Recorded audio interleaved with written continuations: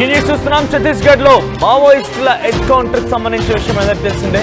దాంట్లో కీలకమైనటువంటి మావోయిస్ట్ ప్రధాన కార్యదర్శిగా పనిచేసినటువంటి చాలా కీలకమైనటువంటి మావోయిస్ట్ నేత నంబాల కేశవరావు కూడా మరణించారు. అయితే ఈ ఎన్కౌంటర్ లో సుమారుగా 27 మంది మరణిస్తే వీరందరి మృతదేహాల్ని ఒకేసారి ఖననానికి చేశారు. సో ఈ ఖననానికి సంబంధించిన విషయాలు మీరు ఆర్టీవీ స్క్రీన్ పై చూస్తున్నారు. సామూహిక ఖననం, సామూహికంగా అంత్యక్రియలు చేశారు పోలీసులు. కుటుంబ సభ్యులకి అప్పగించకుండా దహన సంస్కరణలు పూర్తి చేశారు.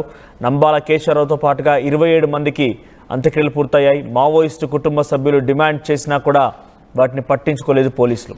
మృతదేహాలను అప్పగిస్తే ఊరేగింపుగా తీసుకెళ్తారు, స్వగ్రామాల్లో ర్యాలీలు చేస్తారు, అంత్యక్రియలు చేసిన చోట స్తూపాలు కడతారు. మళ్ళీ నక్సలిజం వైపుగా కొందరు ఆకర్షితులయ్యే అవకాశం కూడా ఉందని చెప్పి అందుకే కుటుంబ సభ్యులకు మృతదేహాలు ఇవ్వలేదని చెప్పి పోలీసులు చెప్తున్నారు. జమ్మూ కాశ్మీర్లో టెర్రరిస్టులకి చేసినటువంటి విధంగానే అంత్యక్రియలు చేశారు పోలీసులు. మనం ఆర్టీవీ స్క్రీన్ పైన చూస్తున్నాం.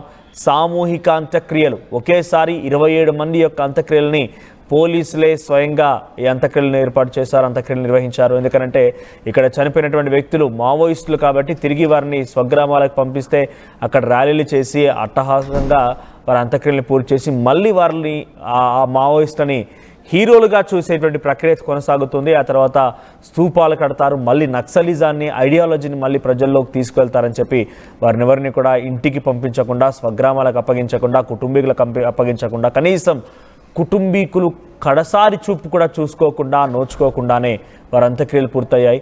సుమారుగా 27 మంది అంత్యక్రియల్ని ఒకేసారి ఛత్తీస్గఢ్ రాష్ట్రంలో అక్కడ దీన్ని నిర్వహించారు. ఒకేసారి 27 మంది అంత్యక్రియల్ని సామూహిక అంత్యక్రియలుగా చూడడం జరిగింది. సో ఈ నేపథ్యంలో ఇస్తే డెఫినెట్గా వారిని హీరోగా చూపిస్తారు, స్తూపాలు కడతారు, ర్యాలీలు చేస్తారు, వారిని మరోసారి ప్రజల్లోకి నక్సలిజం ఐడియాలజీని తీసుకెళ్లే ప్రయత్నం చేస్తారు. కాబట్టి అందుకే ఇవ్వడం లేదు అని చెప్తున్నారు. ఒకసారి కొంతమంది మావోయిస్ట్ మద్దతుదారులు, మావోయిస్ట్ కుటుంబీకులు పెద్ద ఎత్తున ఆందోళన వ్యక్తం చేస్తూ వారంతా మాట్లాడడం జరిగింది. వారు ఏం మాట్లాడారో చూద్దాం. इनकी माँ अभी भी जिंदा है, उसने अपने बेटे को पिछले 20 सालों से नहीं देखा। इसी तरह उनके बगल में जो भाई है ये सुंदरराव है, ये जो है ये चिराला के हैं। इनके जो भाई जिसके बेटे के लिए नवीन इनका नाम है, उसको भी उसके परिवारों ने 30 साल से नहीं देखा है। यही हालत बाकी परिवारों की ही है। 15 साल 20 साल अपने परिजन को नहीं देखे हैं। अब जब उनको पता चला कि एनकाउंटर हो गया है, बस उनकी एक ही इच्छा थी कि हम अपने व्यक्ति को, हम चाहते हैं कि हमारा व्यक्ति को हम उसका अंतिम संस्कार हम करें, बस उनका एक ही इच्छा था। उसके कारण वो लोग 30 अलग अलग कोर्टों में ऐसी कई जजमेंट्स हैं जो एक मृतक के लिए, मृतक के अधिकार के लिए उसमें जजमेंट्स हैं। अंतर्राष्ट्रीय लेवल में भी ऐसे बहुत जजमेंट्स हैं। तो इसीलिए नारायणपुर पुलिस ने जो काम किया है यहाँ पर, जो जबरदस्ती एक तरह से तेलंगाना और आंध्र प्रदेश के जो मरे हुए लाशों को जो वहाँ पे अभी जलाने का जो काम चल रहा है, ये पूरी तरह से ये गैर कानूनी एक कृत्य है। तो परिवार वाले, मैं केवल इसलिए बोल रही हूँ क्योंकि परिवार वाले अपनी बात पूरी तरह से हिंदी में नहीं रख पा रहे हैं, मगर एक एक परिवार से आप लोग बात कर सकते हैं। एक एक परिवार का साफ साफ ये कहना है कि हमारे साथ में यहाँ पे अन्याय हुआ है और हम लोग इसके लिए आगे भी लड़ेंगे, हम आगे भी कोर्ट में जाएंगे और हम ये कहेंगे कि हमारे साथ में यहाँ पे अन्याय हुआ है।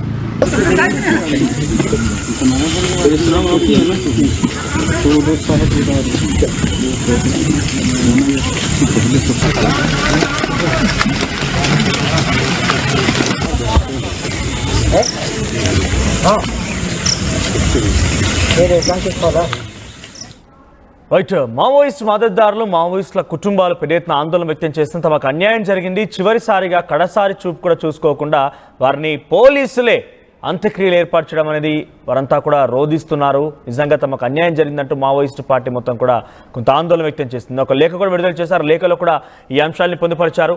చనిపోయినటువంటి మావోయిస్టులను చూస్తేనే భయం అవుతోంది. వాళ్ళు ఏమైనా మీ ప్రభుత్వాలని కుప్పకూల్చే అవకాశం ఉందా? మీ రాజకీయంగా మరి ఎదుగుదలని తొక్కేసే అవకాశం ఉందా? వారు ఏమైనా బాంబుల్లా మిసైల్లో పేల్తారా? చనిపోయినటువంటి మృతదేహాలపైన రాజకీయాలు ఎందుకంటూ కూడా చాలామంది క్వశ్చన్ చేస్తున్నారు. నిజానికి చనిపోయినటువంటి శవాలని ఇవ్వాలి అని చెప్పి పెద్ద ఎత్తున వారి యొక్క ఎన్కౌంటర్ పూర్తయిన రోజు నుంచి కూడా ఈ డిమాండ్ వినిపిస్తుంది. కానీ ఇప్పటివరకు ఇవ్వకపోగా సామూహిక అంత్యక్రియల్ని ఏర్పాటు చేసి అందరినీ కూడా ఒకేసారి వారందరికీ ఖననం చేయడం జరిగింది. దీనికి సంబంధించి మరిన్ని అప్డేట్స్ మా ప్రతినిధి వెంకటరత్నం అందిస్తారు. వెంకటరత్నం, సో ఏంటి సామూహిక అంత్యక్రియలు పెద్ద ఎత్తున కలకలం రేపుతున్నాయి. తమకు అన్యాయం జరిగిందంటూ తమ మావోయిస్టు కుటుంబాలు మొత్తం కూడా ఆందోళన వ్యక్తపరుస్తున్నాయి. ఛత్తీస్గఢ్ ఏకంగా ర్యాలీ నిరసన కూడా కొనసాగుతున్నాయి. చనిపోయినటువంటి ఆ మృతదేహాలను చూస్తే పోలీసులు భయపడిపోతున్నారు, ప్రభుత్వాలు భయపడిపోతున్నాయి. చనిపోయిన వ్యక్తులు ఏమైనా బాంబులా పేల్తారా, మీ గుండెల్లో రైలు పరిగెడుతున్నాయంటూ కూడా అటు మావోయిస్టు సంఘాల నుంచి మద్దతుదారుల నుంచి ఇదే వర్షం వినిపిస్తోంది. నిన్న ఒక లేఖలో కూడా సెంట్రల్ దళ కమాండ్ దండకారణ్యానికి సంబంధించినటువంటి సెంట్రల్ జోన్ కమిటీ కూడా ఒక లేఖ విడుదల చేస్తే అందులో కూడా అంశాలు పొందుపరిచింది. సో సామూహిక అంత్యక్రియల్ని ఎలా చూడాలి, ప్రస్తుతం దీనిపైన మావోయిస్టు సంఘాలు ఏం చెప్తున్నాయి, మావోయిస్టు మద్దతుదారులు ఏం చెప్తున్నారు?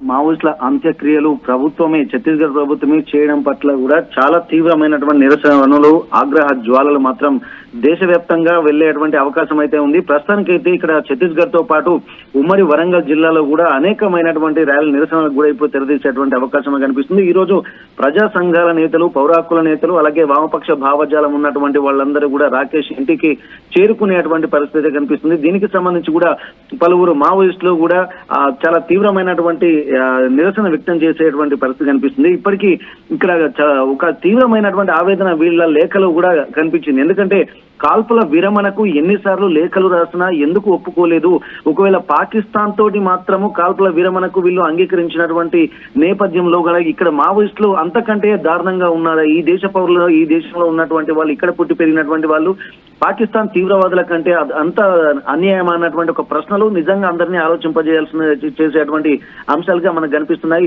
గత వారం రోజులుగా రాకేష్ అంత్యక్రియ, రాకేష్ కు సంబంధించి, అలాగే ఇక్కడ మావోయిస్టు అగ్రనేత నంబాల కేశవరావు, అలాగే ఇక్కడ చీరాలకు చెందినటువంటి జంకు నవీన్, ఇతను రెండో కేటగిరీగా చెప్తున్నారు. రంగారెడ్డి జిల్లా కేశంపేటకు చెందిన వేముల గ్రామానికి చెందినటువంటి వన్నాడ విజయలక్ష్మి, అలాగే రాకేష్ వరంగల్ కు చెందినటువంటి రాకేష్, ఈ నలుగురు తెలుగు రాష్ట్రాలకు చెందినటువంటి వాళ్ళ మృతదేహాలు ఇప్పించకపోవడం పట్ల తెలుగు రాష్ట్రాలతో పాటు అక్కడ మరికొంతమంది మృతదేహాలని కూడా అప్పగించకపోవడం వల్ల అటు ఛత్తీస్గఢ్ లో కూడా నిరసన జ్వాలలు కూడా మిన్నంటున్నటువంటి పరిస్థితి. దీన్ని దృష్టిలో పెట్టుకొని ఇక్కడ అనేక అంశాలు, అనేక ప్రశ్నలు కూడా ఇక్కడ మావోయిస్టు సానుభూతి పరులు, వామపక్ష భావజాలం ఉన్నటువంటి వాళ్ళు సంధిస్తున్నటువంటి పరిస్థితి. ఇప్పటికీ ఆర్టికల్ 19 అంటే భావ ప్రకటన స్వేచ్ఛను, ఆర్టికల్ 21 అంటే జీవించే హక్కును ప్రభుత్వం కాలరాస్తుంది. ఇక్కడ కనీసం హిందూ ధర్మం పేరు చెప్పుకొని పబ్బం గడిపేటువంటి భారతీయ జనతా పార్టీ లాంటి రాజకీయ నేతలు కూడా కనీసం దహన సంస్కారాలకు వాళ్ళ కుటుంబ సభ్యులకు శవాలను అప్పగించకపోవడాన్ని కూడా తీవ్రంగా పరిగణిస్తున్నారు. అంటే అనేక ప్రశ్నలు, ఈ ప్రశ్నలకు సమాధానాలు లేని ప్రశ్నలుగా మిగులుతున్నట్టుగా మనకు దీన్ని బట్టి చూస్తూ తెలుస్తుంది. అయితే వీటన్నిటికి సంబంధించి కూడా చివరి చూపు చూసుకోవాలి నా బిడ్డనని చెప్పి రాకేష్ ఆ తల్లి కూడా ఎంతో రోదనగా. మీరు కూడా రాకేష్ కుటుంబీకులతో మాట్లాడుకొచ్చారు. రాకేష్ కుటుంబం కూడా తీవ్రమైనటువంటి ఆందోళన వ్యక్తం చేసింది, ఆవేదన వ్యక్తం చేసింది. అంబాల కేశవరావు కుటుంబీకులు కూడా ఆందోళన వ్యక్తం చేస్తున్నారు. మరోవైపుగా భూమిక అనేటువంటి మరో అమ్మాయి కూడా తెలుగు రాష్ట్రాలకు సంబంధించిన సుమారుగా 3-4 ఉన్నారు. వీరంతా కూడా వారి కుటుంబాల ఆవేదన వ్యక్తం చేస్తున్నారు. ప్రజెంట్ రాకేష్ ని చివరిసారిగా కడసారి చూపు కూడా నోచుకున్నటువంటి ఆ కుటుంబీకుల ఆవేదన ఎలా ఉంది? అయితే ఇప్పటికీ రాకేష్ ఎప్పుడైతే తను చనిపోయినటువంటి వార్త తెలిసిన తర్వాత వాళ్ళ కుటుంబ సభ్యులతోటి, అలాగే ఉమ్మడి వరంగల్ జిల్లా పౌర హక్కుల నేతలతో రెగ్యులర్ గా వాళ్ళ వాదన ఆర్టీవీ ద్వారా వస్తూనే ఉంది. దీన్ని దృష్టిలో పెట్టుకుని నిన్న కూడా రాకేష్ మృతదేహం తీసుకురావాల్సి ఉంటుంది, లేకపోతే ప్రభుత్వమే దీనిపై బాధ్యత వహించి తీసుకురావాలి, తెలంగాణ ప్రభుత్వము. అలాగే నంబల కేశవరావు అంటే తెలుగు రాష్ట్ర ప్రభుత్వాలు కూడా వీళ్ళని తీసుకొని బాధ్యత తీసుకోవాల్సినటువంటి అవసరం ఉంటుంది. చివరి చూపు మాకు కల్పించాల్సినటువంటి విజ్ఞప్తిని కూడా వీళ్ళు చేశాయి. కానీ ఇప్పటి వరకు అట్లాంటి పరిస్థితి రాకపోవడంతో వాళ్ళు తీవ్రమైనటువంటి ఆవేదనతో తాము కూడా ఆత్మహత్య శరణ్యం అన్నటువంటి ఆవేదన వాళ్ళలో కనిపించింది. తన తల్లి మాట్లాడేటువంటి మాటలు చూస్తే మాత్రం తల్లికి చిన్న కొడుకే అంతిమ సంస్కారం చేస్తాడు, ఆ చిన్న కొడుకు అంతిమ సంస్కారం చేసే భాగ్యానికి నేను లోచుకోకుండా చివరి చూపు చూసుకునేటువంటి భాగ్యాన్ని కూడా నాకు కల్పించండి అని చెప్పి ప్రభుత్వాలకు అలాగే పెద్దలకు కూడా విజ్ఞప్తి చేసినటువంటి పరిస్థితి. కానీ దీన్ని దృష్టిలో పెట్టుకుని ఎవరు స్పందించకపోవడంపై తాము కూడా చాలా ఆవేదన, అంటే ఈ సమాజంలో మేము ఉన్న మా బతికే హక్కు మాకు లేదా, మమ్మల్ని కూడా అందరిని కలిపి చంపేయండి అన్నటువంటి ఒక ఆవేదన భరితమైనటువంటి మాటలతో పాటు ఇక్కడ మిగిలినటువంటి వాళ్ళందరూ వామపక్ష భావజాలం ఉన్నటువంటి వాళ్ళందరూ కూడా అక్కడికి చేరుకొని ఆ కుటుంబానికి సంఘీభావం వ్యక్తం చేశారు. అయితే విద్యార్థి సంఘాలతో పాటు పౌర హక్కుల నేతలు, అలాగే మాజీ మావోయిస్టులు, ప్రజా సంఘాల నేతలు కూడా అక్కడికి చేరుకొని వారికి సానుభూతి ప్రకటిస్తున్నటువంటి తరుణంలోనే ఎప్పుడైనా రాకపోతుందా, కనీసం చివరి చూపు నోచుకోకపోతామా అన్నటువంటి ఒక ఆలోచన వాళ్ళలో ఒక ఆశ ఉండే. కానీ నిన్న ఛత్తీస్గఢ్ ప్రభుత్వమే అంత్యక్రియలు చేశారన్న తర్వాత వాళ్ళ తల్లిదండ్రులు, వాళ్ళ నాన్న, అలాగే వారి బంధువులు కూడా ఛత్తీస్గఢ్ లోని బీజాపూర్ ప్రభుత్వ ఆసుపత్రి దగ్గరనే 6 రోజులుగా వెయిట్ చేశారు. నిన్న వారితో చెప్పారని చెప్పారు పోలీసులు. ఏంటంటే ఇక్కడ దహన సంస్కారాలు మేమే చేస్తాము, వీటిపైన సంతకాలు పెట్టండి అని చెప్పి రాకేష్ తండ్రికి వాళ్ళ బంధువులకు కూడా చెప్తే వాళ్ళు ఒప్పుకోకుండా మేము సంతకాలు పెట్టమని చెప్పి వాళ్ళు వెనుదిరిగారు. అంటే వాళ్ళు వెనుదిరిగిన తర్వాత వీళ్ళు ప్రభుత్వమే ఇనిషియేషన్ తీసుకొని వాళ్ళు అక్కడ ఛత్తీస్గఢ్ లోనే అంత్యక్రియలు చేయడాన్ని కూడా ఇక్కడ ఉన్నటువంటి వాళ్ళందరూ వామపక్ష భావజాలం ఉన్నటువంటి వాళ్ళందరూ ఇక్కడ చాలా తీవ్రమైనటువంటి సమాచారం కనీసం మావోయిస్టుల మృతదేహాలని ఒకేసారి సామూహికంగా అంత్యక్రియలు చేపడుతున్నామని చెప్పి పోలీసుల నుంచి ఆయా కుటుంబాలకు కానివ్వండి, వారి బంధువులకు కానివ్వండి, అండ్ ముఖ్యంగా కనీసం తల్లిదండ్రికైనా కట్టుకున్న భార్యకైనా సమాచారం అందిందా? పోలీసుల నుంచి సమాచారం వచ్చాయి చివరిసారిగా చూపు కోసం ఎవరిని కూడా ఆహ్వానించలేదా? అయితే ఇక్కడ వీళ్ళు ముందు చనిపోయిన తర్వాత గుర్తింపు, అంటే చనిపోయినటువంటి వాళ్ళందరూ మీ కుటుంబ సభ్యులైనా అన్నటువంటి ఇన్ఫర్మేషన్ ఛత్తీస్గఢ్ నుండి స్థానికంగా పోలీస్ స్టేషన్ లకు వచ్చింది. ఇక్కడ పోలీసు వాళ్ళకి రాకేష్ కుటుంబ సభ్యులకు సమాచారం అందించిన తర్వాత తమ కుటుంబ సభ్యుల మృతదేహాన్ని తెలుసుకోవడానికి వీళ్ళు ఛత్తీస్గఢ్ వెళ్లారు. వెళ్ళిన తర్వాత అక్కడ చూపించారు, ఫేస్ మాత్రం చూపించారు. చూపించిన తర్వాత తనే అన్నటువంటి విషయం తెలిసిన తర్వాత ఇక వాళ్ళని అక్కడి నుండి మృతదేహాలను మళ్ళీ చూడనివ్వలేదు. వారం రోజులుగా అక్కడే ఉన్నటువంటి ఒక హోటల్లో వాళ్ళు బస చేస్తున్నారు. ఎక్కడ తింటున్నారో వాళ్ళు కూడా షుగర్ పేషెంట్లు అని చెప్పి వీళ్ళు ఆవేదన వ్యక్తం చేస్తున్నారు. కానీ అప్పటి నుండి నిన్న సాయంత్రం వరకు, అంటే వీళ్ళు ఖననం చేద్దామని చెప్పి ప్రభుత్వం నిర్ణయించుకునేటువంటి వాళ్లకు ఈ డెడ్ బాడీకి సంబంధించినటువంటి ఎటువంటి విషయాలు కూడా వీళ్ళకు చెప్పలేరు. వాళ్ళు ప్రతిరోజు ఉదయము హాస్పిటల్ దగ్గరికి వెళ్ళడము, అక్కడ పడిగాపులు గాయడము, మళ్ళీ తిరిగి అక్కడ స్థానికంగా ఉన్నటువంటి హోటల్లోకి వెళ్ళడం, ఇదే తంతుగా వారం రోజుల నుంచి కొనసాగుతుంది. కానీ చివరిసారిగా నిన్న మాత్రము వాళ్ళ బంధువులకు సంబంధించి మేము దహన సంస్కారం ఇప్పటికే కొన్ని బాడీ డీకంపోజ్ అవుతుంది కాబట్టి మీరు దీనిపై సంతకాలు చేయండి, మేమే ఇక్కడ దహన సంస్కారాలు చేస్తున్నట్టుగా మీ దగ్గర నుంచి మాకు సంతకాలు కావాలంటే కూడా వాళ్ళ తల్లిదండ్రులు ఒప్పుకోకపోవడంతో వాళ్ళు వెంటనే మళ్ళీ మీకు శవాలను అప్పగించము అన్నటువంటి ఖచ్చితత్వంగా ప్రభుత్వం వాళ్ళు చెప్పడంతో, ఛత్తీస్గఢ్ ప్రభుత్వం చెప్పడంతో వీళ్ళు విధిలేని పరిస్థితుల్లో వెనక్కి తిరిగిన తర్వాత వాళ్ళ అంతిమ సంస్కారం కూడా ప్రభుత్వమే చేసిందిగా దాన్ని దృష్టిలో పెట్టుకొని వీళ్ళు ఇక్కడ కుటుంబ సభ్యులు కూడా రోదన మిన్నంటాయి. ఈ రోజు కూడా వాళ్ళ కుటుంబానికి సంఘీభావంగా చాలా మంది ప్రజాస్వామ్యవాదులు కూడా అక్కడికి రాకేష్ కుటుంబం ఇంటికి చేరుకునేటువంటి అవకాశం ఉంటుంది. ఇప్పటికే ఆర్టీవీలో వస్తున్నటువంటి వరుస కథనాలను దృష్టిలో పెట్టుకొని కూడా అప్పటికి చాలా మంది వామపక్ష భావజాలం ఉన్నటువంటి వాళ్ళు ఈ రాకేష్ కుటుంబానికి, అలాగే నంబల కేశవరావు, అలాగే చనిపోయినటువంటి వాళ్ళందరికీ కూడా ప్రగాఢ సానుభూతిని తెలియజేస్తున్నారు.